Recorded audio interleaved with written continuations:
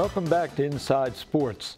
And guys, we've got to cover a couple things we didn't so far, and that's injuries and also replacement players, because both teams have had replacement players from the start of the season and on into the season. So, and we should talk a little bit about the injuries on each team. So you want to start like Alex Smith. He's the primary replacement player. He's what's he, about 7-8 years in the league now. Led the Niners to the championship game last year, and he was having a typical Alex Smith type season, probably now a little bit better than usual. And Harbaugh sat him down for this Kaepernick kid who's playing absolutely fantastic. So, well, he's 17 up, 5 down, and leading the league in completion percentage. Yeah. Gets a concussion. Kaepernick steps in, and the rest is history. Well, that's going to really make players lie about whether they have a concussion or not. Agreed. That's we've a real had this problem. discussion about concussions before, and RG3 getting hurt and wanting to come back in. Nobody wants to be out of the game, and that's for a different time. We'll talk about that. So let's talk about Kaepernick against the Ravens D and what they're going to do against him, because he's had himself a run just like Joe Flacco getting to the Super Bowl. Well, the primary option is that pistol. So he puts the ball out, and the running back, he either gives it to the running back or not, and it's specifically designed on whether that outside linebacker is dropping down to stop the run or staying outside to stop the quarterback. And I think the Ravens' defense is going to be primary stop Frank Gore. So I think they're going to sell out to stop that run from the running back and let Kaepernick keep the ball and let him choose to either run or pass, and that it's a dangerous proposition. I mean, San Francisco's here because they're a very good team, but I think they're not going to let Frank Gore beat them. Well, when the Ravens played the Redskins, they kind of took the opposite approach and they shut RG3 down. But the Redskins were able to score 31 points on them during that game, going the other way with Alfred Morris and Griffin throwing football. But there's 4 guys starting on the defense now that didn't play in that Washington game. And with the Ravens defense, the 2 guys that are going to dictate whether Colin Kaepernick dictate what Colin Kaepernick does is Terrell Suggs and Paul Kruger. Those 2 bookends are going to determine what the Ravens defense are going to allow Kaepernick to do. And Suggs is great, and Kruger's had a great season. And so I feel good about the fact that we're putting Kaepernick's fate in their hands. A difficult challenge. There's no question about it. It is because with the Ravens, they haven't seen it. They saw RG3 one time this year, and like we were talking about, he didn't really run the ball in that game. No. He handed the ball off. You're saying they need to stop that handoff in this game. Absolutely. And it isn't that they haven't seen this. It's the teams that the Niners have played and beaten this year. It looks like none of those guys have seen it. They can't slow that offense down, so it's really a daunting task. But I think the primary responsibility for the Ravens defense is to stop Frank Gore. And you were talking about, we were talking about the Packer game, where Kaepernick had such a good fake that he's running with the DN. DN's turning, running down the field. He's running with him. I don't know what the answer to that is. Probably playing less man defense with the cornerbacks, playing a little zone so that he's running into a zone instead of running through people. And that does not play into Kaepernick, because he throws the ball better against the zone when he could find Vernon Davis, who's usually, after that play action, wide open. Especially if Ray Lewis has to cover Vernon Davis. Yeah. It's a real matchup problem. The key for San Francisco, they want to get Baltimore's linebackers in the pass coverage, because that's definitely a weakness for them. And what's going to be key for the Ravens, and what's going to be big for them, is they're going to have to get out front. They're going to have to get a lead. They're going to have to put some points on the board, because if the Ravens are playing from behind and the 49ers can dictate the pace of their offense as far as run pass, it's going to be hard. But if the Ravens get out front, maybe get a couple touchdowns up, and then force the 49ers to throw the ball and put Kaepernick into situations where he has to make more decisions regarding the passing situations, I think that's where they'll get him. Isn't that where the Niners have you, is when you get a big lead on them? I mean, the last several games, they give up a big lead, and then they come back. See, and that's funny because you say that, because what Dave was saying, I think the 49ers feel more comfortable when the defense dictates what them to do. So they get behind, the defense starts playing a certain way, then they start moving the ball that way. And they certainly on the field, it shows up that way. It shows up that way. Yeah, it really looks that way. But you know what, Green Bay's defense, I don't think you can say that was the litmus test, and that is what you can now base on what they're going to do. Baltimore's defense is going to give him a much bigger challenge than the Green Bay's defense. But Atlanta's defense, and they did it in the dome. And they fell behind by 17 points. And then it was like the game started over 0-17, and they shredded them. Shredded them. Right. Yeah, it's going to be really interesting. And you brought up a good point, the matchup problem. Vernon Davis is the matchup problem in this game. Huge. I don't know how you somehow got to get Pollard to cover over Ray Lewis. You got to double team Davis the whole time. They're going to have to do the same thing they did against New England, the Ravens. They're going to have to get those guys like Welker quit. Welker quit. All right. At the end of the game, Welker had quit. He was dropping balls. That ball he dropped on 3rd and 7. He dropped that ball because he was hearing footsteps. That's why he turned. He dropped that ball. And a lot of the other guys, they didn't want to get hit anymore. But the Ravens did have a problem in that game against Hernandez. Yeah, they had a hard time covering him in that game. Oh yeah, and they'll have a hard time with Vernon Davis, no doubt. Vernon Davis is if he's going to get his catches, right? But if Vernon Davis alone is not going to beat him. But he's definitely, when they get Vernon Davis in one-on-one matchups with a linebacker, he's going to burn him.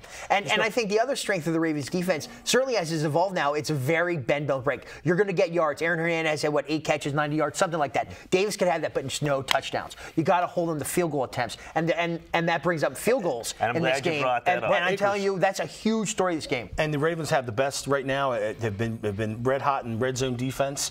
Like you said, bend don't break, give up those 3 points. It worked brilliantly against the Patriots and the Colts. And if they can keep that going, I think they're going to be in real good shape.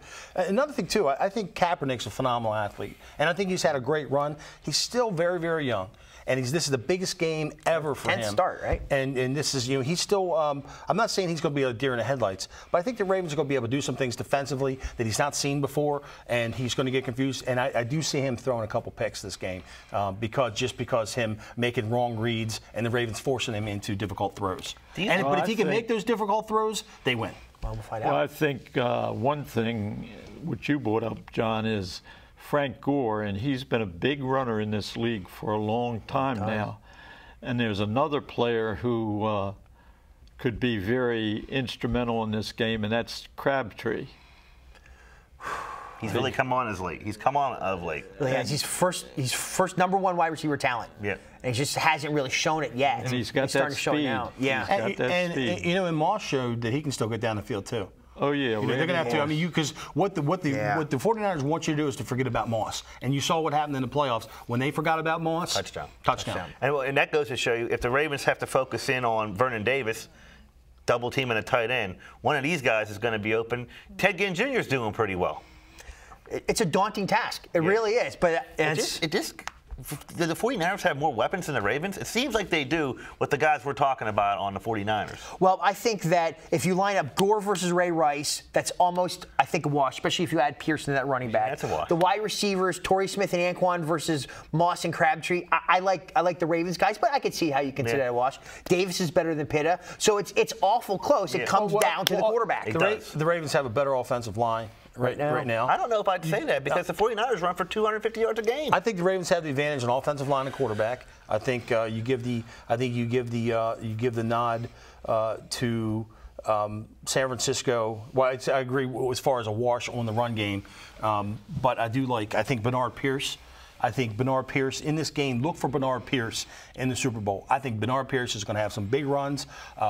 Because they're going to design some plays, and Caldwell loves Pierce. He's become a big part of the offense, and I bet you, I guarantee Bernard Pierce is going to have at least one run in excess of 25 yards. And how many people run that far against We're almost ready to do our picks. Hold on. What about LaMichael James? Wait a second. You got LaMichael one in front of me. You're Pittsburgh. Anyway, what we're starting to slip away from is the kicking game for Baltimore and how it changed. That's right. Preseason, big controversy with Cundiff, and he missed that field goal in the Patriots game, and he's the established veteran, and the Ravens took an undrafted free agent kicker from Texas, and they gave him the job and said, go out and don't lose any games for us, and he's done exactly that and then won some. And that was all Harbaugh. All Harbaugh. Harbaugh, special teams, connections and experience got him there. And Tucker has been phenomenal. I mean, he's been lights out. He hit that kick in the playoffs that in Denver that was just that 47-yarder in Denver. In that 0 degrees. I mean, that's a big kick. Crazy. I mean, every NFL kicker.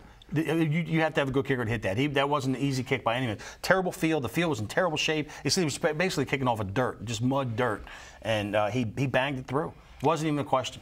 But we talk about the kicker, who's having a phenomenal year, but through the playoffs, the Ravens special teams has been god-awful. Oh, terrible! It's been god-awful. Well, I mean, you consider the Denver game. Two returns. Two special teams touchdowns, and it was still. You take those two special teams touchdowns, the Ravens walk away with the game easily walk away with the game. And New England was getting big returns. I mean, they were starting up around the 40, the field position in New England was ridiculous because I don't know what we're going to do about that. I do like that the Niners kicker has had an atrocious season. They've done everything they can to give that job to someone else, including Cundiff. And it's in his head. It's in his head. And boy, if you want to win a close Super Bowl game, you want the other team's kicker to be atrocious and have him know it. And when you talk about field position, two of the best punters in the game. Two of the best. Koch and Koch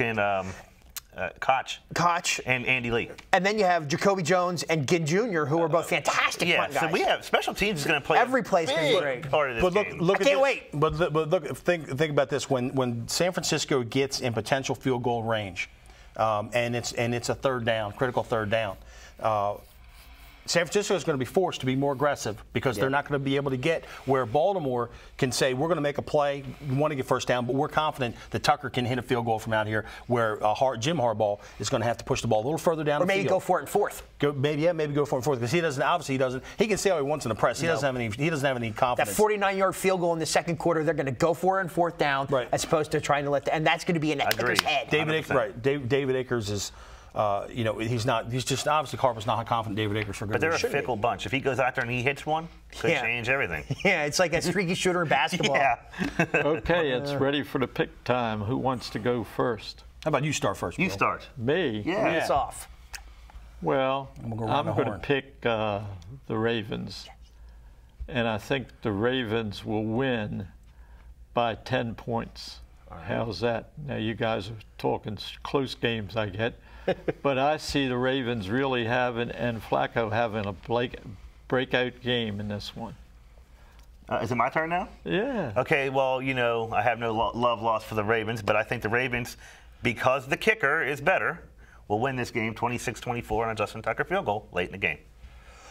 I think the Ravens are going to get a big lead, and instead of San Francisco coming back, they're going to hold on to it and maybe extend it. I see the Ravens winning 31-13.